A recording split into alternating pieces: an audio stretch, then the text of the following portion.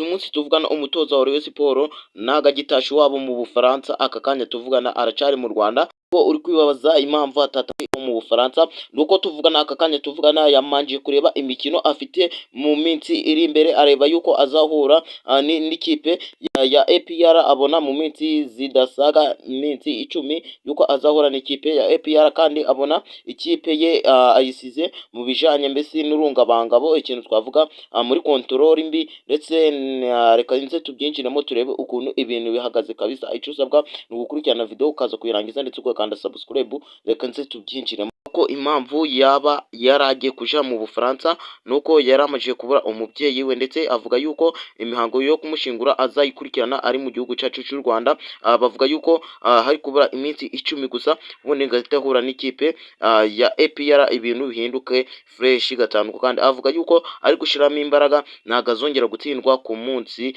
azahuriraho n'ikipe ya APR, ndetse kandi bisaba imyitozo ihagije cyane. Ubwo rero bimusabye kuguma mu Rwanda. Reka dukomeze n'andi makuru tubisesengura tureba ukuntu ibintu bihagaze kabisa.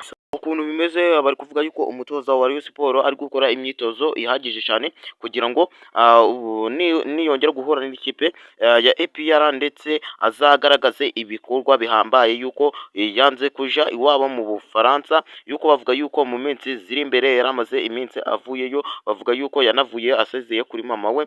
Nico ngico kiri gutangaza. Reka nze tubyinjiramo turebe ikipe ya APR ukuntu bihagaze.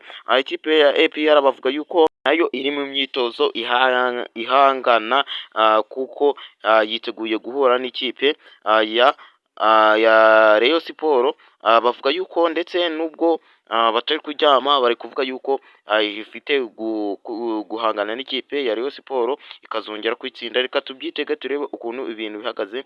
Ikintu nakubwira cyo kora subscribe, share, comment kugira ngo ibintu bize kugenda neza kabisa.